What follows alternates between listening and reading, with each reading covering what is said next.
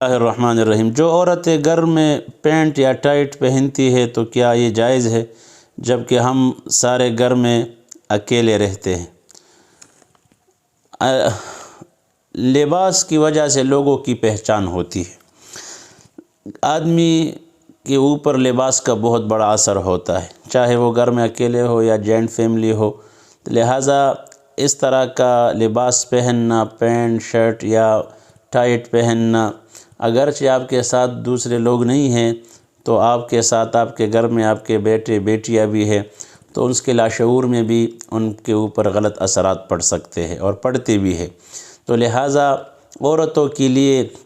ڈھیلے ڈھالے کپڑے پہننا یہ شریعت نے پسند کی ہے۔ چست لباس پہننا جس میں ان کے سارے اعضاء اور جوارح اور یہ سارا جسم یہ ظاہر ہوتا ہے، تو لہٰذا شریعت نے اس طرح کے لباس پہننے سے منع کیا ہے۔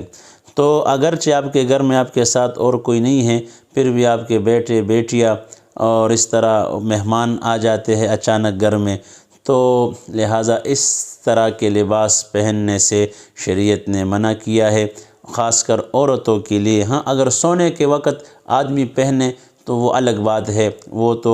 رات کی لباس ہوتی ہے، اس میں گنجائش ہے، لیکن عام نارمل حالت میں گھر میں جب آدمی چلتا پھرتا ہے، خاص کر عورتیں کام کاج کرتی ہے تو سارے ان کو